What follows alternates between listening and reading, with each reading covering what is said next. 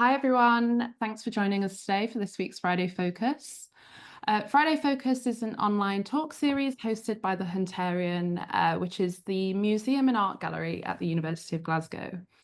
In each session, we hear from a different speaker covering a different area of interest.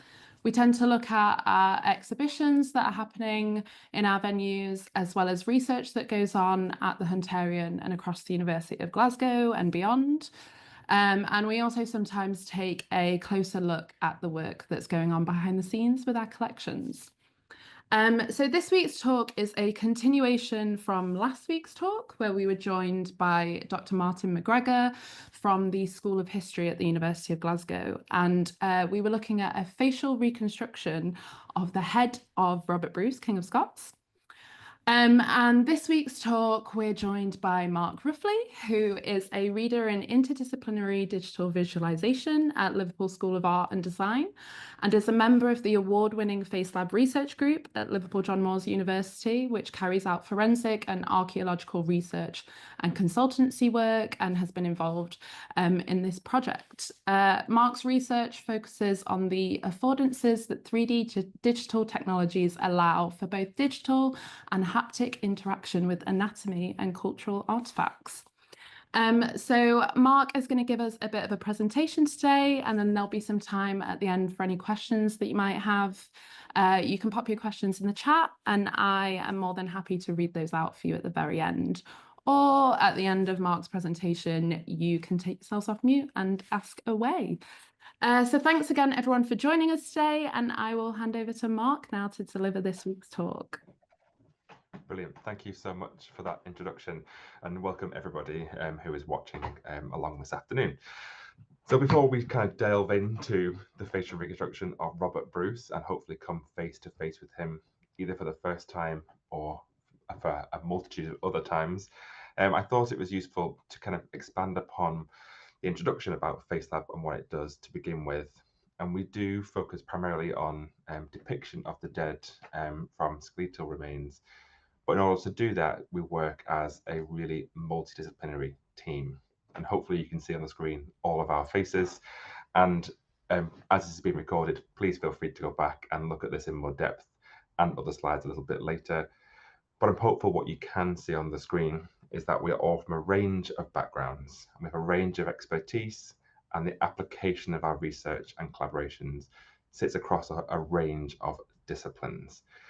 Myself, I train as a medical artist, and I work within 3D modeling and animation, and hopefully you'll see how some of that practice, my own practice, feeds into the facial depiction of Robert Bruce and beyond. But it's also worth me saying that we will work across applications. So we work within an archaeological and historical context, as well as a forensic context. And some of the applications you're seeing on the screen right now. But this might come up a bit later, is why do we do a facial reconstruction? So when do we do it, why do we do it, and what the limits might be? And especially in a forensic setting, it's when there's no or a limited ante-mortem record of an individual. And why we might do that, and this applies a lot in terms of historical application, is to produce an image from the skull, often to produce a likeness of the deceased. And in an archaeological context, that has lots of potential for cultural enrichment and historical impact. But there are lots of limits on this. And I think it's worth me starting with the limits and the things that we work with before we talk about our individual today. And what we're saying here is that we can't produce a portrait from a skull where many facial details that can't be determined by skeletal assessment are presented on the face. And that might include facial expressions, skin color, hair color, cosmetic surgeries, not applicable in our case, but maybe applicable in other circumstances, body piercings, and specific clothing.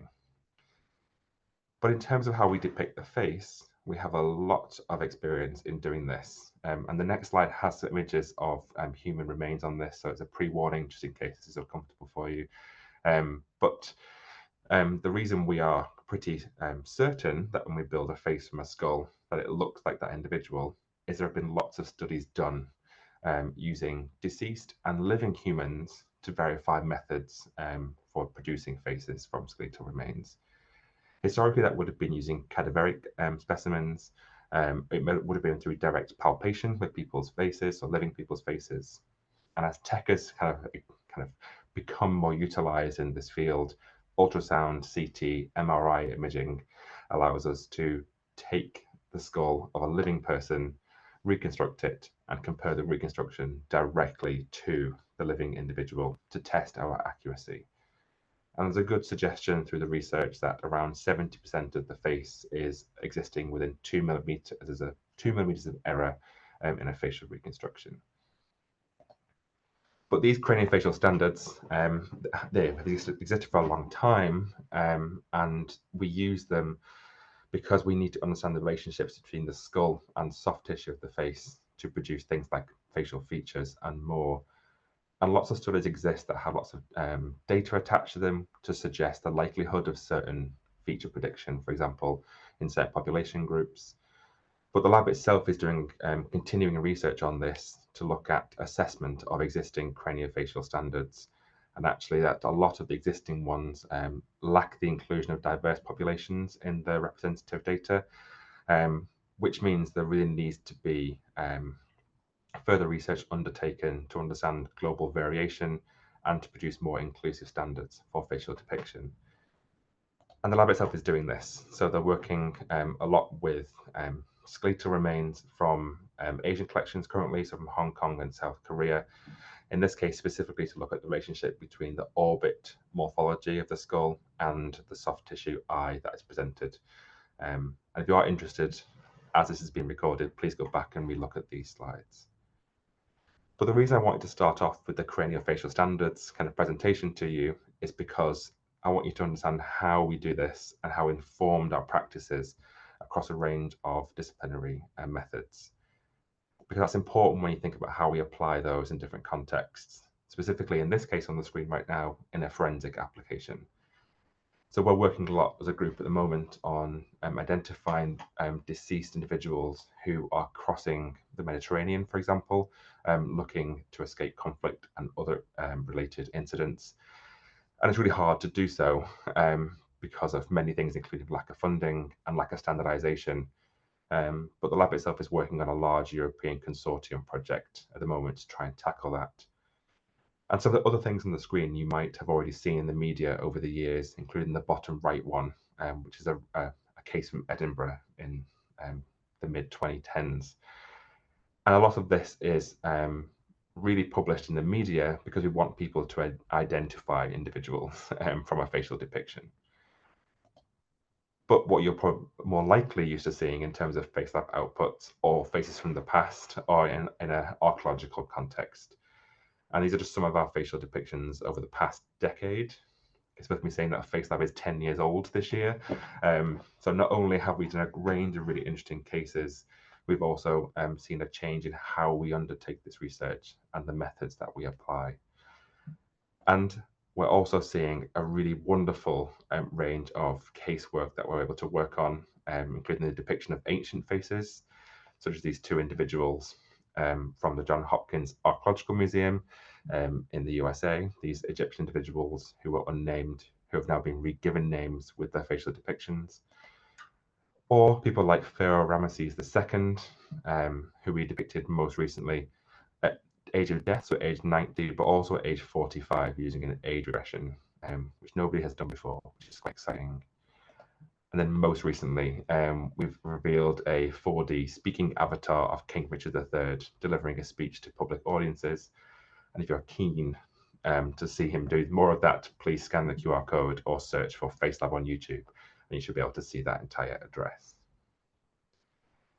Now that's it for my introduction to FaceLab, and I hope it contextualizes what we're going to talk about in just a moment, which is specifically the facial depiction of Robert Bruce.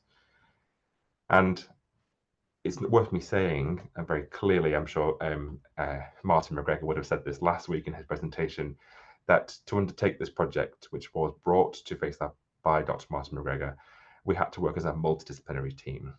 And we had to gather to produce, well, we had to gather to produce the most accurate depiction of Robert Bruce to date. And it really needed that multidisciplinary way of working. And it's worth also saying that the skull cast we did use for this project was provided by the Hunterian. And you'll see that again a little bit later.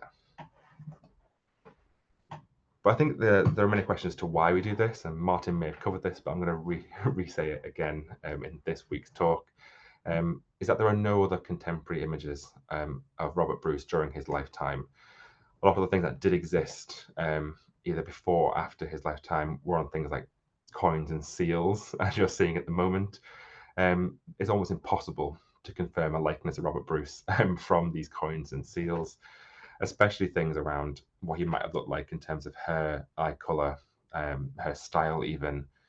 But what it might do is indicate possible presentations of the armour that he might have been wearing or the clothing and dress he might have been wearing. And all of the existing portraits of Robert Bruce, they were produced many years after his lifetime. And there are some written descriptions of what he might have looked like, but nothing specific. And I heard today that the Clydesdale Bank's £20 note was discontinued, but has soon been reintroduced, I think, as a new polymer banknote with new people on it. But all these things exist, and that really kind of suggests to us that there's a real value in maybe a facial depiction of him in his lifetime, and we can do that from his skeletal remains. But other people have done this. There are numerous, and these are just some of them, attempts at reconstructing the face of Robert Bruce. And you'll see there's a range of techniques that have been used to present those. And actually, it's worth me saying that in 1996, all of these ones you're seeing on the screen, they were 3D scanned and they were compared with each other to look at differences in the kind of presentation, the face of shape. And the one in the middle that has what looks like very severe pathology is a presentation of leprosy. And that one is interesting for me because it actually is the most similar in shape to the face lab one you'll see in just a moment's time. But you'll notice within this is a range of difference in kind of materials that are used to present the body, to present the face of Robert Bruce, but also they're all in black and white and grayscale. So we also have to consider that we're producing a depiction, what we've produced him to look like. And does he look like this? I think it's very, very unlikely he would look like this, but there's a lot of cognitive bias that surrounds what a Scotsman of that time might have looked like. I think the prevailing idea of someone who is red-haired as well was a thing that kind of stuck in our mind at the beginning of the project. So what we did do is we did work from a cast of the skull, and it is a cast of the skull because we do not have access to the skeletal remains, but luckily there were a number of casts made from the skull itself prior to its reinterment. And we 3D scanned the cast that was loaned to us by the Hunterian Museum, and then hopefully you'll be able to see we did a full 3D model scan of this, and that was wonderful. It does have limitations though. We can't see everything from a cast, especially some of the brittle bones that might have been lost just through the passage of time and maybe miss kind of moving it through different spaces. But you'll notice on that skull there are bits of the skull that appear to be missing. So on the right-hand side of this orbit here, you're seeing some bone missing. And there's a suggestion as well through many existing debates that the skull showed signs of having leprosy, which was always under debate, and I think still is under debate now. And we're never going to be able to prove that without the actual skull itself. But the skull tells us everything else we need to know. So even with this cast, we're able to see that there were strong muscle attachments. There were lots of tooth loss, especially in the kind of upper jaw, lots of potential nasal bone deterioration. And those two things in particular were seen to be indicators of leprosy. But then we're able to use some of those craniofacial standards that I talked about at the beginning of this session to start to predict the facial features. And we start always with the eyeballs. We're able to predict well, we know the average size of a human eyeball. We know where it might sit within the orbit, and we know how protruding the eyeball would be within the orbit itself. And as I said before, please do feel free to look back at the recording to read some of these things that are cited on the screen. But we're also able to see what the shape of the eyelids would look like and the shape of the eyebrow. And from the skull itself, the skull cast itself, we're able to see that Robert Bruce would have had a low, straight eyebrow with a central eyelid fold. And in terms of the nose itself, even though we have that lacking, potentially lacking full detailed nasal bone structure, we're able to determine that even without that, there's a very large nasal opening, a large nasal aperture. And it was to suggest a rounded tip, a straight dorsal ridge, and inferiorly positioned nostrils. What's also useful is that the kind of the space either side of the nose, if you push on your own face, you can feel here. Some of you will have a big depression either side of your nose in this part of your face. That will suggest whether you have nasolabial creases or not and how protruding they would be. In this case, you would have slight nasolabial creases because that part of the skull was quite shallow. And continuing using these craniofacial standards, we're able to suggest the shape and height of the lips. We're also able to look at the prominence of the jaw, and you can see in that right-hand image on the screen, that's a very square jaw, which also would suggest a potential very large muscle that uses to close your jaw, your master muscle. And in a moment, you'll see very large mastoid processes behind the ear, which we can tell a little bit about the ears in terms of the size and whether you have lobes or you have adherent ears. What it did also show us is that the neck muscles must have been very strong because the bone's much larger with lots of muscle attachments kind of clinging onto the part of the bone. So probably fitting of someone with a large neck, someone who may have been in battle often, maybe. And this led us to produce the final face of Robert Bruce. On the left, you're seeing the anatomical structures on top of the skull, so the muscles that we add to this. You're not seeing the fatty tissue layer we add in between this left-hand image and the right-hand image, but you're able to see this is the shape that we're pretty certain on in terms of our depiction of Robert Bruce. But how do we bring him to life? We need to start to add those things that we recognize in each other as being realistic. So in this case, we use virtual softwares to sculpt wrinkles and pores and other skin details onto the 3D model of the facial depiction. And we can also paint those on as well. So we're sculpting skin wrinkles and pores. We're also adding in things like broken blood vessels and things that we assume with age are more present on someone's face. Now, some of the skin texturing decisions were taken from those portraits of Robert Bruce after his death. But in terms of what he might look like in terms of eye colour and hair colour, we worked with Professor Darren Mockton from the University of Glasgow to predict the likelihood that the image on the left is what Robert would look like, with red hair and blue eyes, which is what was assumed at that time period. And what Darren did was looked at the descendants and kind of the whole range of the family tree, shall I say, of Robert Bruce that was confirmed. And the red boxes on the graph that you're seeing on the right-hand side are confirmed individuals with red hair, and the grey are non-red hair. And it was proven that, or suggested through this research analysis, that it's very unlikely Robert would have had red hair and blue eyes. He would more likely have brownish, reddish hair and brown eyes.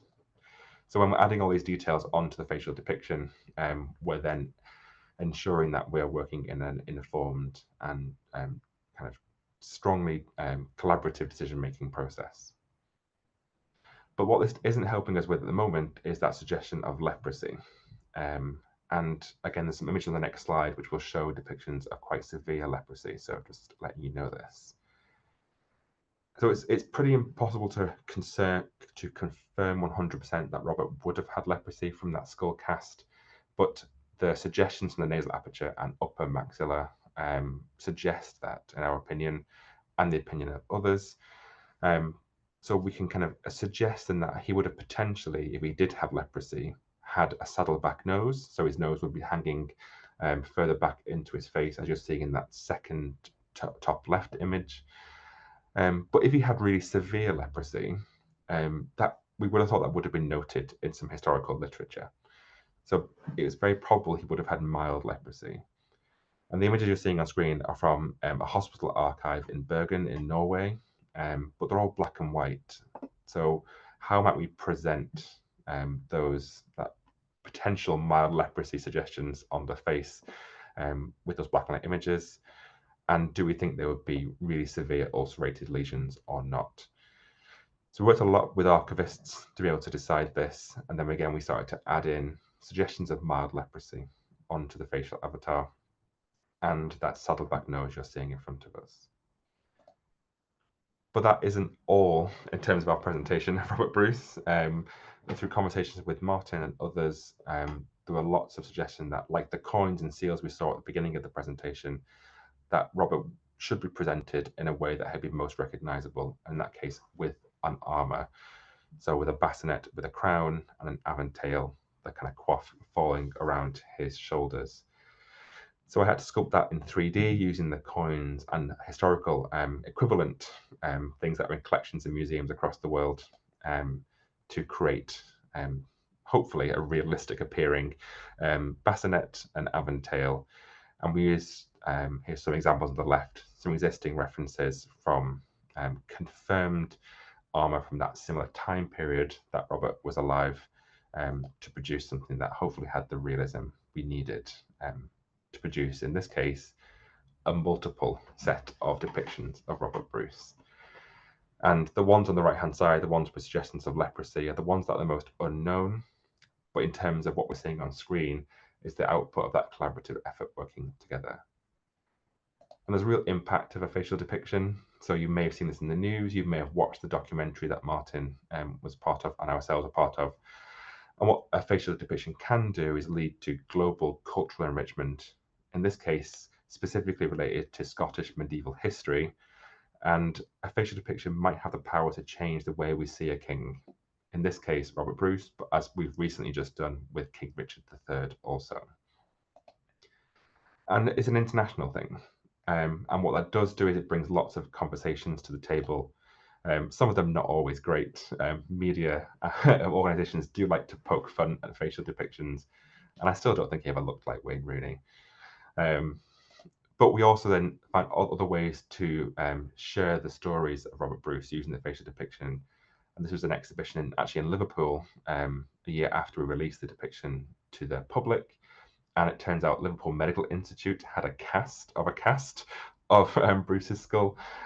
So we wanted to display that in the reading room for a public event called Light Night in 2017.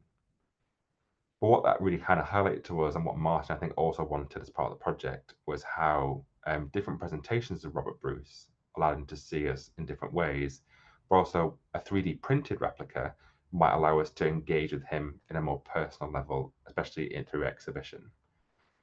So here's just some in-process snaps from our face lab, where you're seeing we printed the head and the crown and bassinet as one whole 3D resin print. And then we do everything by hand. So we paint the skin, we paint the materials, we add in facial hair in this case. And we kind of challenging ourselves here because we're trying to make this look like the CGI image you've just seen, which is often a bit problematic, but it's a great challenge. And I work very closely with Dr. Ralph Moffat from museums in Glasgow on the accuracy of the materials for the chainmail you're seeing. So the right kind of clasp needs to be found. I never bought so many things off eBay as I did in my entire life during this project, but the right kind of animal hide for the leather and the right kind of twine that held everything into the helmet itself. But I do think we ended up with a really wonderful 3D replica of Robert Bruce, and it's often more tangible to meet someone in this 3D format than someone on a screen. And this has been accessioned by the Hunterian. So it is currently, as you'll see in a second, on display at Dunfermline Abbey. I was really happy to see this press article from the BBC saying that it was the most realistic ever produced, which is quite wonderful for myself and the team. But as I said, the facial depiction, the 3D printed one, is currently on display at Dunfermline Abbey until the 7th of December as part of the 750th anniversary of the birth of Robert Bruce. And if you want to read more by Alistair Campbell, you can scan that QR code on the screen to read more about the exhibition. But that does draw me to a close through this whistle-stop introduction to the face of Robert Bruce. And I would like to invite you, if you haven't already, put questions in the chat to open up dialogue with myself. And please go and visit the exhibition in the next 7 days before it closes. And I will just finish with this I think it's quite a hilarious cartoon that was in The Guardian when we launched the facial depiction of Robert Bruce. I think I've got more hair than the person with glasses in the background, but this time we had no 3D printed replica. It's almost like there was some foreshadowing here from the press where they recognized we would end up with a 3D head on a table in our lab, which we did do. But I'm never sure what the fume cupboard in the right-hand corner would ever be for in my lab. But thank you very much for your attention. And I know this has been a whistle-stop tour, so please do re-watch the video on YouTube when it is published, and feel free to get in touch with FaceLab by email. The email's been on the slides as I've been going through this, and also you can follow us on social media at FaceLabLJMU. Thank you for that talk. That was brilliant. If anyone's got any questions, you can pop them in the chat, or if you are able to, you can take yourselves off mute and ask away. It's quite impressive that you've managed to condense everything into like a 20-25 minute talk. And as we can see from what you've just shown us, there's so many considerations and different voices and insights and perspectives that has gone into this project. I just wondered, how long does a project like this take to come to completion? That's a very interesting question, because if I was doing this as a forensic casework project or even the labware, there's a great emphasis on timeliness for that. So really getting things out into the media very quickly. So we can actually produce a facial reconstruction, that kind of clay model face you saw, within a couple of days. However, in this case, because there were so many unknowns, it takes a lot longer. And we're also afforded that time. We're able to make decisions in a more kind of a slower pace. So this took us over a year as a project in the first instance, and then even longer when we did a 3D replica, because of the back and forth we needed to get the materials accurate, especially around that chainmail. I've got lots of chainmail in my office for potential reenactment opportunities if I wanted to in the future. Thank you. Martin did touch on it a little bit last week, but you know, and you've spoken about those considerations around like whether he did or didn't have leprosy. But I wondered if, like, in the making of this project, there has been any other kind of surprises or revelations that sort of differ from what has been widely known or thought to be known about Robert Bruce. I mean, things that surprised me, maybe as an Englishman, was how interested people were in Robert Bruce, and how passionate people are in finding out about what he did look like, and also how that influenced Scottish history. For us, the whole project actually helped to develop our workflow at the time as well. So that was quite challenging, was being able to produce multiple depictions of one individual.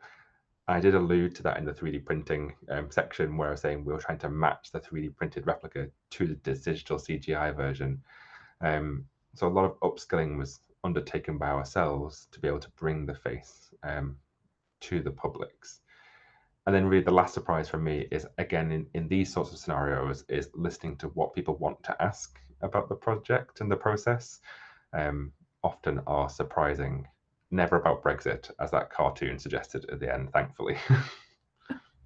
Great. It feels like, I don't know, and maybe I could be wrong, but it feels like with like previous depictions of Robert Bruce, there has also been lots of like reference material for this. And obviously the Hunterian has that cast of the skull, which seems like mostly intact. But I wondered if there are any other projects that you have and that you get at FaceLab that kind of has a lot less reference material, and how do you begin on something like that?